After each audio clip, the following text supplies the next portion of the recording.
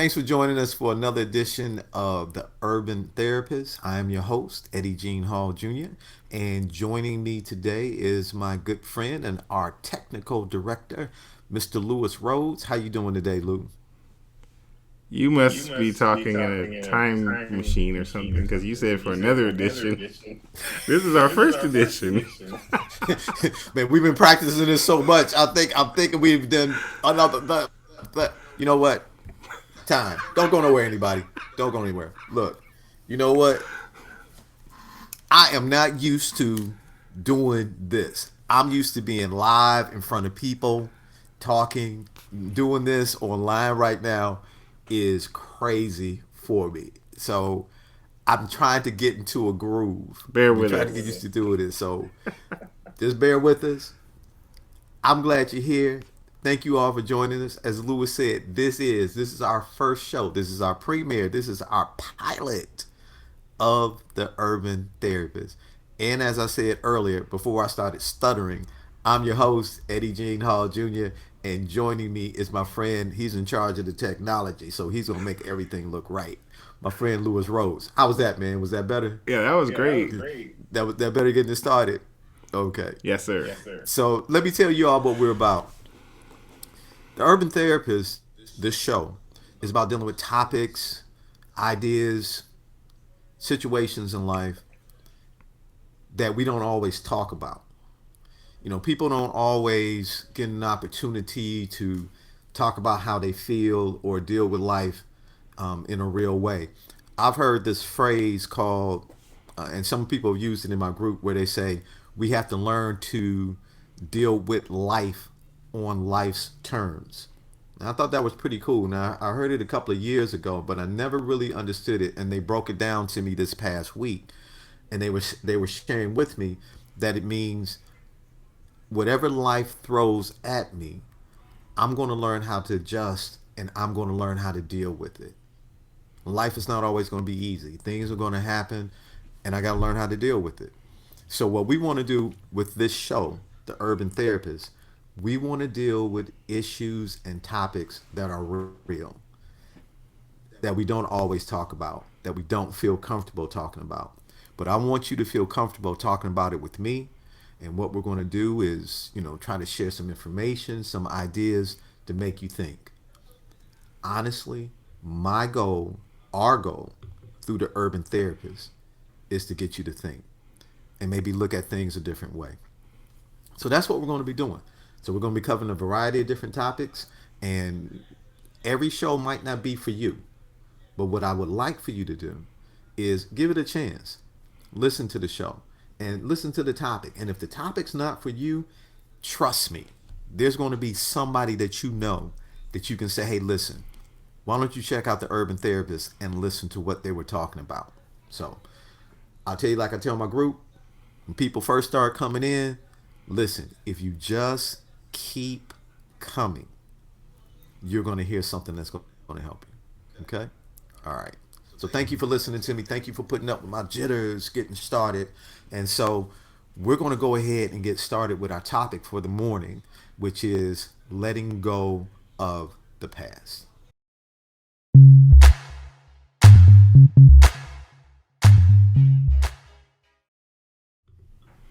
So let me share a couple of quotations with you. There are a couple of books I'm going to recommend. One is called slip my mind that quick, My Own Worst Enemy, and the other one is called The Art of Letting Go. So here's a quotation: the inability or unwillingness to move on is an attitude that cripples many people. In the work that I do as a mental health counselor, one of the things that I've seen is how the past can hold us back. And when I talk about the past holding us back, it could be pleasant memories of the past, and it can also be negative memories of the past.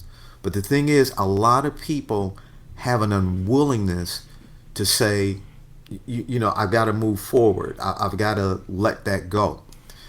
So here's a quote: dealing, dwelling, not dealing, but dwelling on the past can be either a fixation on a past hurt or failure or a fond memory of a wonderful experience that consumes our attention and grows even better over time.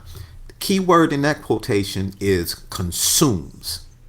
We can be consumed by memories that keep us from moving forward.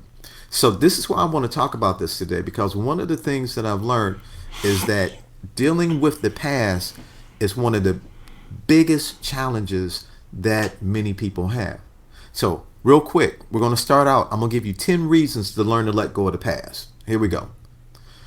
Reason number 1, personal growth. Reason number 2, improve mental health. Reason number 3, believe it or not, improved physical health. Reason number 4, better relationships. Reason number 5, less focus on pleasing others. Reason number 6, greater courage. Reason number 7, improved adaptability. Reason number 8, greater appreciation for daily joys. Reason number 9, it'll help you have more empathy for others. And reason number 10, it'll help you develop more emotional independence. Now, those are 10 reasons, 10 reasons that we should learn how to let go of the past. 10 benefits of doing that. So today, what I want to talk about is a couple of things like, how do I know that I'm living in the past? Because some of us might not even be aware that we're doing that. So how do I know I'm living in the past? But trust me, I might not be aware of it, but people around me are aware that I'm doing it. Here's 2 questions I want to ask you, and I want you to ask yourself. The first one, do you frequently think about or refer to past friends or events to the point that you constantly wish that you can go back in time? Number 2, or do you regret something you've done and you think about it so much that it prevents you from focusing on the future? Okay? Those 2 things, those 2 questions. Let's talk about the first one. Now, there's nothing wrong with referring and thinking about the past. But do you think about it so much? Do you dwell on it so much that you're constantly thinking about wishing you can go back? Oh, talking about the good old days and the good old days. And again, there's nothing wrong with thinking about the past. But my question to you is, are you frequently doing that? And are you constantly doing that? And number 2, are you constantly living in regret? Now, regret is a natural part of life, but my question is, are you constantly living in regret? Okay? So, let me share with you, if you're doing either one of those 2 things, let me share with you 4 consequences of living in the past. Okay? Here's reason number 1. Now, I got them on the screen like this because I tell my group, when we hear things and when we see things, when we're covering different topics, it helps reinforce what we're talking about. Distorted perceptions. Perceptions are the way I conceive or the way I think about things. When I keep living in the past, my conception of life is distorted. My view of people, my view of myself, my view of my future can be distorted if I continue to hold on to the past. Let me give you a classic example. This is kind of deep, and this is a topic we'll be dealing with later. Let's say you are in a relationship, more specifically a marriage relationship, and let's say your spouse is unfaithful, or your significant other is unfaithful. The 2 of you decide that you're going to work things out and you're going to continue. If we keep reliving the hurt and the pain that was caused by that incident, every time our spouse maybe doesn't come home on time, or we try to reach them and they don't answer the phone, I can perceive that they're doing what they did before. And in reality, that may not be true. But when I hold on to the past, my perceptions are distorted.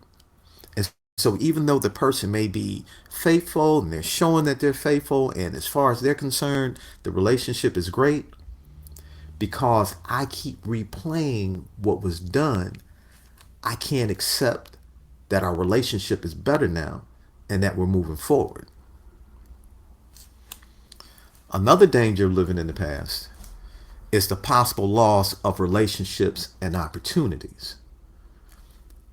You can be in a relationship now, but because of the way you were hurt in the past, you're thinking that that person is going to do the same thing to you.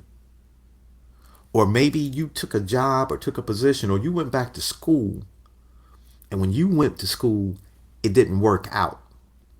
Maybe you failed some classes, or maybe because of finances you had to drop out. So you decide not to do it again because of what you went through then. This is another danger. This is another danger of living in the past. And this other thing about relationships, I can't tell you how many relationships have been ruined. Future, possibly great relationships have been ruined because people wanted to keep comparing that person, and that person may be nothing like the person they were dating before, except for maybe have the same color eyes, or maybe like the same type of food, something like that. But because of what happened in the past, they keep holding on to that. Hey Lou, I don't know, and I know you are a teacher, and I know you do a lot of work in the community. Have you ran into people that you've had to try to help with that because what's happened to them in previous relationships, it makes them stagnant to move forward, try to work, build new alliances even. Yeah, I mean, I think the word prisoner is a good word. It's like you're prisoner of the moment. And maybe sometimes, I mean, it's funny because it doesn't always mean a negative connotation, Right. but sometimes people are holding on to when they were successful or a success. And it's almost like, I'll give you an example like a sports team, right? Right. Like, oh, remember when we were champions 10 years ago? And so their desire is to keep things the way that they were then, even though everyone else has moved on. Right.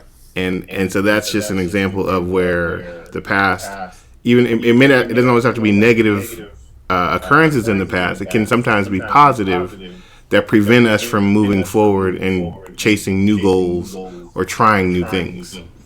I mean, listen, I appreciate that. You're absolutely right, and that's why when I talk about letting go of the past, it's being something that a lot of us wrestle with. Like Lewis just said, we're not just talking about letting go of negative things.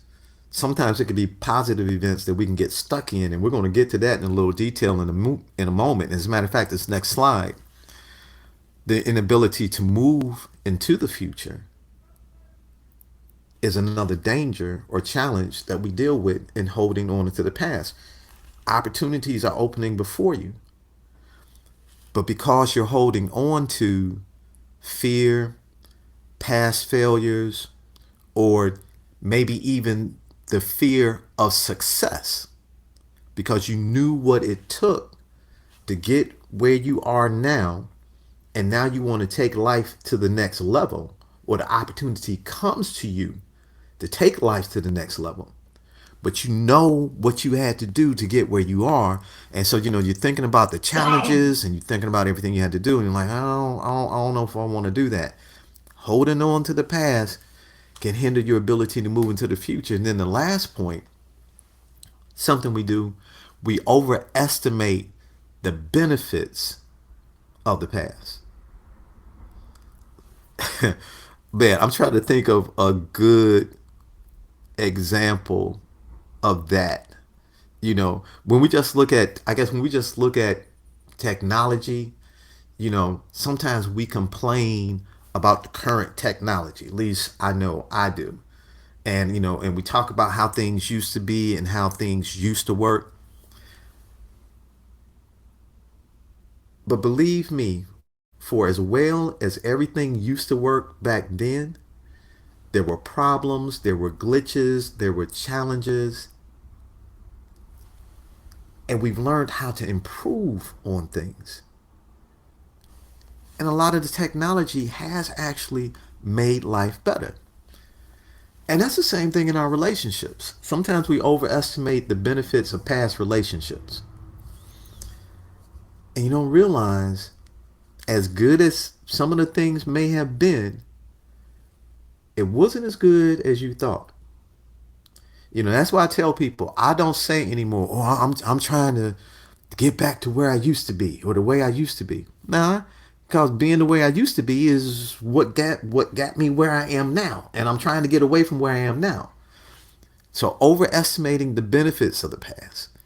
Those are four of the dangers that we can run into. So in looking at all that, one of the things I had to ask myself, why do we keep going back to the past? Why do we constantly relive it? What's that thing? What's that pleasure that we have in reliving or in staying in the past? Here we go. And I hope you're ready for this. Check this out. Lou, you got to join me on these, man. I found these to be pretty interesting. The first one is this. We like the familiar. So one of the reasons why I like dwelling on the past and reliving the past is because it's familiar to me.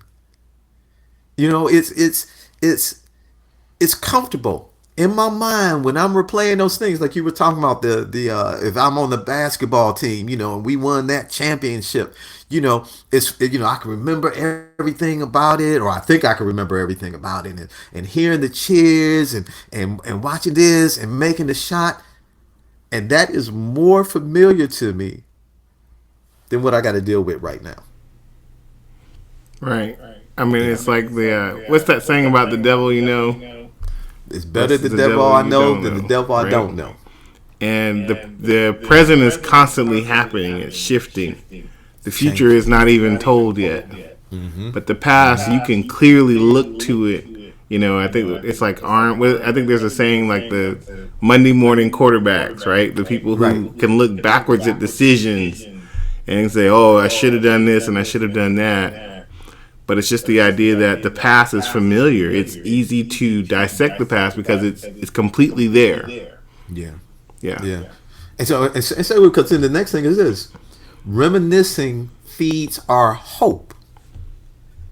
See, every time I replay those things in the past, I'm really hoping, even though I know I can't change it, there's like this little thing in the back of my mind, or in my mind, oh man, I could have done this and I could have done that, And so when I think about it, and then when I think about what I could have done, it gives us this feeling of yeah, and it's crazy because we're living in a virtual reality in our minds. Somebody was telling me about this thing called an Oculus, where I guess it's these goggles that you can put on, and it can make you think. You think that you're in different places or you're seeing things. Yeah, virtual reality headset. Okay, is a virtual reality headset? Yes. Yeah. I'm gonna tell you now, I'm scared of that stuff. it's just technology. I'm scared of that stuff. No, I'm scared because my thing is, I don't want virtual. I want real. I don't want to be able to imagine touching or seeing something and getting all caught up in, oh, the beauty of Niagara Falls, because I'm seeing it through virtual reality and I'm hearing the sounds and the waves, and I'm not there. Mm-hmm. Because then I got to come back to reality. Right. You have to deal with reality. Yeah, and so listen. You don't need to buy the Oculus. We do those things to ourselves when we keep staying in the past, and we're doing the same thing that we do there. It's we find a pleasure in it, but then we have to come back to the reality, and then that's when the disappointment comes in. So this next one is comforting when we can retreat to the familiar. If I'm dealing with the challenges of the day or my life right now, it's easy to slide into the past because I can control those thoughts. I can control those memories. It's what I remember. Again, it's like the earlier point, it's what's comfortable to us. It's comforting. It's like, okay, I know I'm not supposed to eat this, but I love it. When I've had a hard day at work, there is nothing. I'm not going to mention the name brand because I don't want to get sued. And I don't. But it's nothing like good pizza. When I've had a hard day at work, but when I've been stressed, I can go get a large, thin crust, veggie pizza. And when I tell you, it is comforting and it makes me feel good. And I sit there and I eat it. And my cholesterol level goes up. And then I'm thinking about I got to go to the doctor and I know what to tell. But at that moment, then not to mention, I started picking up the weight. It's the same thing with living in the past. It's comforting to us. And instead of learning how to deal with things without doing that, let me just think about what used to be. It's a retreat. Now, the thing is, we retreat to these things, we do these things more than we think. And then this last one, this will bake your noodle. We have not accomplished anything recently, so we focus on our past achievements. I don't know, man. I don't know if you remember the movie "I'm Gonna Get You, Sucker." Mm-hmm. Remember? Did you ever see that movie? I have seen it. You have? What? I said I've seen it. Yes, with Keenan Ivory Wayans. You have seen it? Oh yes. Okay, it's a classic. But remember the scene when the guy that used to play Huggy Bear in Starsky and Hutch. I know y'all gonna have to go on Nick at Night to see some of this stuff. But the guy that used to play the character Huggy Bear in Starsky and Hutch, he was playing in "I'm Gonna Get You, Sucker." And anyway, he was being released from prison. And when he came out of prison, he came out in his pimp outfit, right, and his pimp hat, his right. super fly hat. This was the '90s, okay, and he came out like he was still dressed in the '70s, right, and he had on what we used to wear called stacks, and the stacks were glass and had a goldfish yes. in the heels. Yep. He was pimping and he was walking down the street thinking he was so cool. And everybody started laughing at him. And when he realized it, he started running. Here's my thing.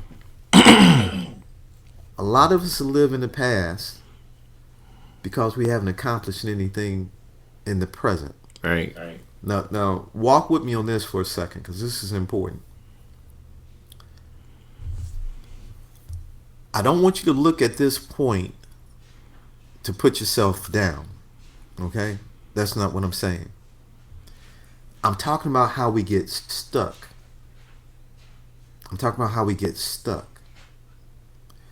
Because I'm not moving forward.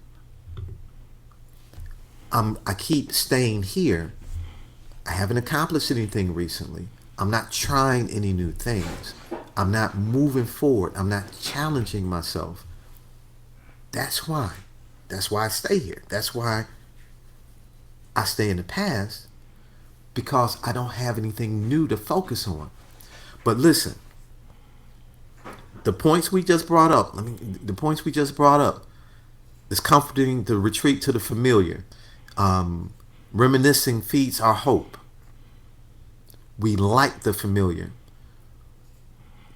What we're going to do now, we're going to tie everything together, and we're going to do a wrap, and we're going to talk about how to overcome or move forward from letting the past control you.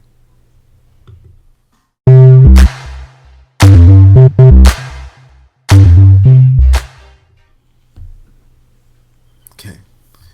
So listen, here are four ways to develop a healthy balance with the past. Now, we talked about, or we titled the show Letting the Past Go. But I want to make it clear up front. I'm not talking about forgetting everything in your past, and I'm not saying even the bad things in the past we shouldn't remember at all. But we got to learn how to strike a balance so that the past is not controlling us, the good or the bad aspects of it. Number one, find your new purpose or mission in life. I've been privileged for the last 4 years in the behavioral health hospital and also in private practice because I also work in private practice. I've been privileged for the last 4 years to work with veterans. And one of the things that I've learned, especially with my young and with my more mature veterans, is is those who decided to make the military a career, and then for whatever reason they had to leave, whether something happened health wise or whether it was time to retire, they lost or they lose a sense of mission or purpose in life. The military was their mission, and it wasn't just so much what they did as far as their duties or their responsibilities, but the camaraderie that they had with their brothers and sisters who were in the military, watching each other six and working together and being downrange with one another and just working together and the things that they're going through. And now that ending, it's like, where do I go with life from here? I've had people tell me I had a purpose when I was in there. I knew what the mission was. I had missions that I had to accomplish. Part of letting go of the past is finding your new mission and your new purpose. You might have lost your job, or your job might have simply ended because the company folded, or whatever the case may be with that. You got to find your new mission, your new purpose. Maybe your relationship ended through divorce, or unfortunately with the things that have been going on with COVID now, maybe through death.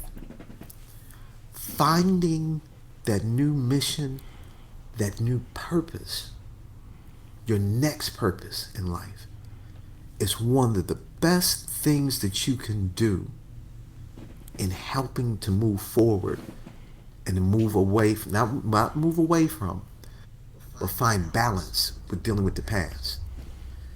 Here's number two. Create a special occasion or memorial to put the past behind you. Okay? When dealing with trauma or dealing with, when I say when dealing with trauma, there are many things that can be considered traumatic.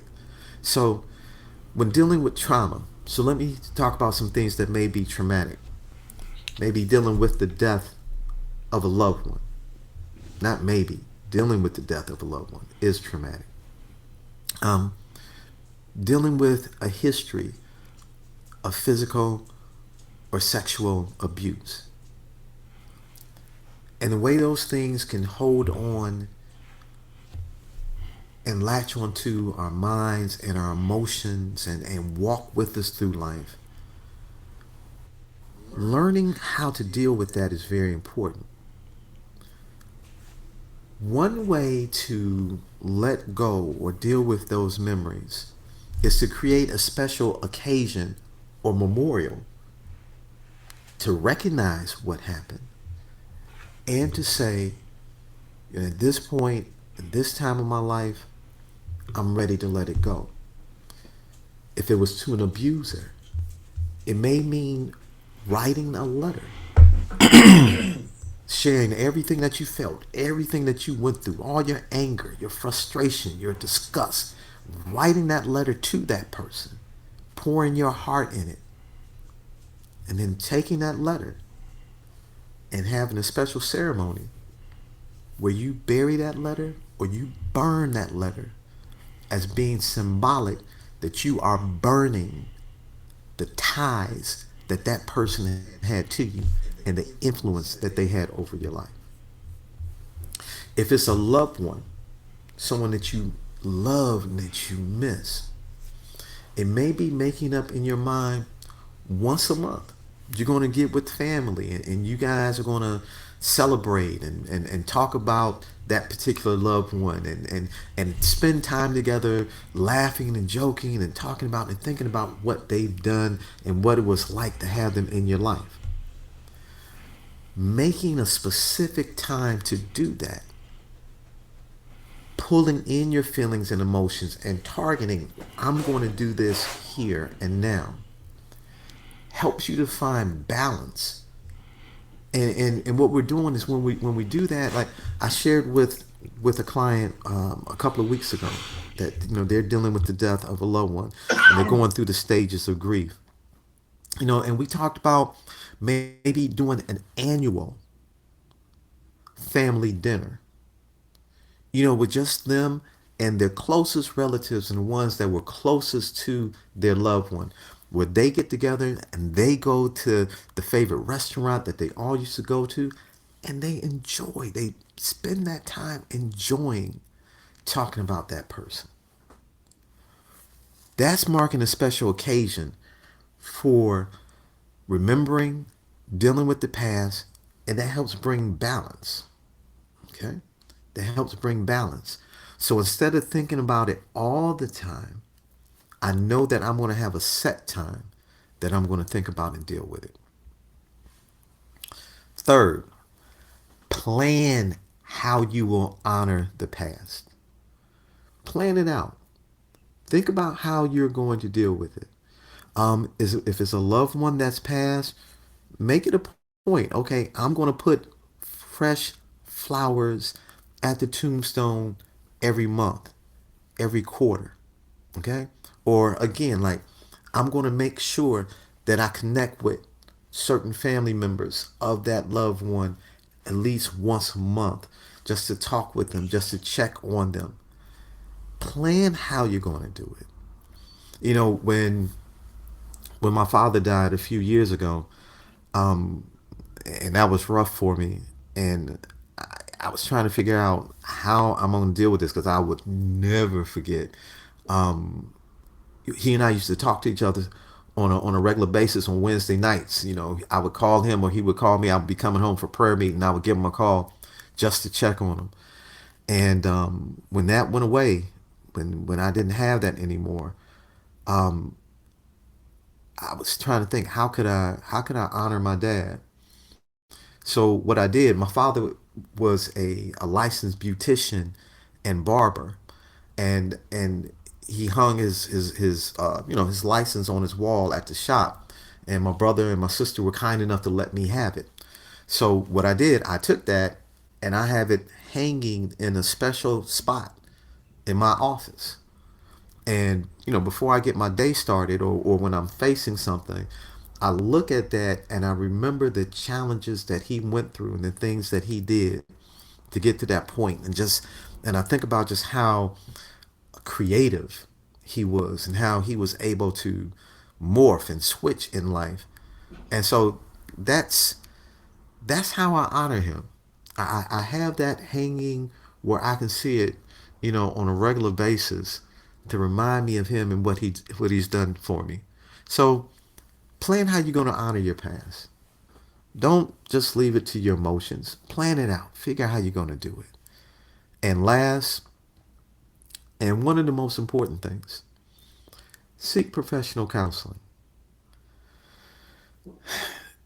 Listen, I know, and especially for me, one, as an African American, and two, as an African American male, as men, we don't go to the doctor unless we're falling apart. So if we don't go to a physician, talking about going to a therapist, as for most of us, that's out the question. But in learning how to seek professional and seeking professional counseling, and hold on, forgive me, there are a lot of women who don't believe in doing this either. Okay, so but I'm focusing on the men because really, really, as men, it's hard for us to do this. But seeking professional counseling is important. When you're dealing with trauma from the past, when you're dealing with disappointment, when you're dealing with grief that's been going on for years, or you haven't dealt with it for years because you've been pushing it down, you've been bottling up, you've been self medicating, trying to deal with it, you need someone to help you unpack those things and move forward. And don't believe the hype. Don't buy into count. You got to be local if you go to counseling, or counseling is for weak people. No, I've met some of the most courageous, thoughtful, intelligent people over the last few years that I have met in my entire life. There is nothing wrong with going to get help. And yo, look at your counselor, look at your therapist. It's like look at him as like a life coach, as a mind trainer. You know, he's trying to help you develop you. Get counseling. Don't deny yourself the help that you can get that can help you in moving forward. Trust me, you won't regret it. And the cool thing about counseling now, there are counseling places that will do it on a sliding scale.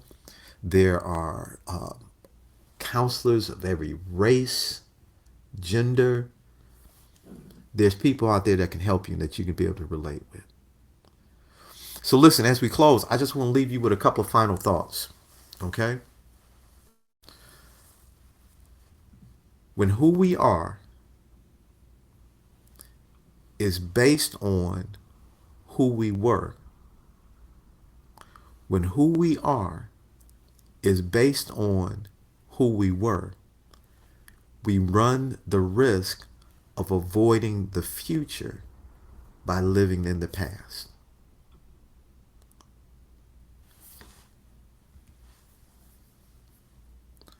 Our present and future happiness, listen to this, our present and future happiness depends on our commitment to let go of regrets, disappointments, grievances, and anger that are holding us back. And the last quote I want to leave with you is this.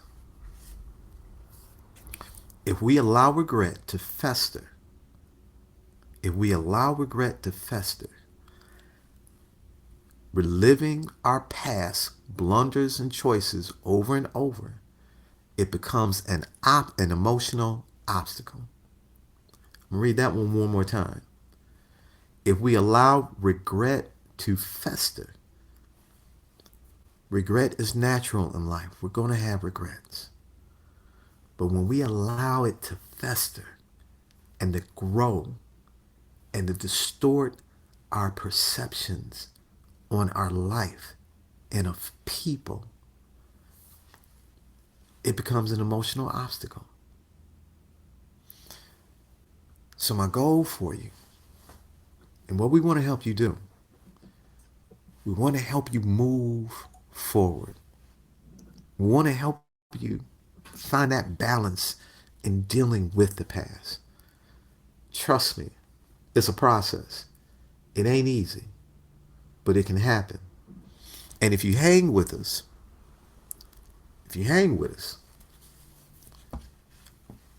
I know we'll be able to help. Listen, I've got to go. Thank you for joining us in our pilot episode of The Urban Therapist.